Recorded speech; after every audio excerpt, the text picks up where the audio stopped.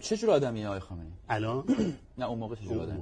همونطور که کتاب نوشتم ما، حالا خیلی هم فوشم خواهند داد که چرا میگی ما، واقعا بوده، چیزی بوده که من 40 سال پیش دیدم، نمیتونم دروغ بگم، اون چیزی که من دیدم. وقتی که کتاب شهر دادم وارد سلول شدم، دیدم یه آقای خیلی خندان نشسته اونجا، بلند شد اومد استقبال من و خب ریش داشت، میفهمیدم که آخونده و گفتش که من سیدعلی خامنه‌ای هستم و میخندید و من چون تو عمرم اولین بار بود که یک آخوند در نزدیک میدیدم، تو منبر اینا دیده بودم ولی در زندگی روزمره، برای اینکه زود مغزمو باش روشن کنم گفتم سلام منم فلانی هستم اما من چپی هستم.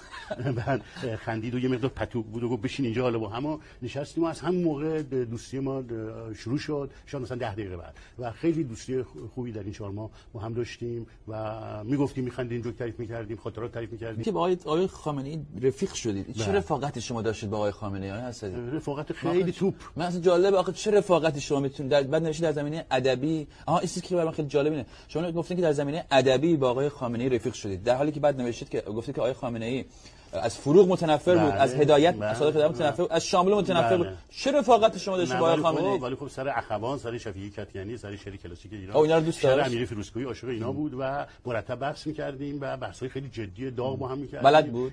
بله. آقای خامنه‌ای ادبیات کلاسیک ایرانو نسبتاً اشراف داشت ولی ادبیات مدرن ایرانو اصلا نمیشناخت و همین چند تا شاعری رو میشناخت که در محفلشون میرفت و قبلا میشست. عاشق شفیعی بود، عاشق اخوان بود و با لذت تمام، چون من اون موقع خیلی شعر حفظ بودم و میخوندم اینا رو واسش. دیگه عاشق چی بود؟ نمازهای خیلی سوزناکی میخوندیشون.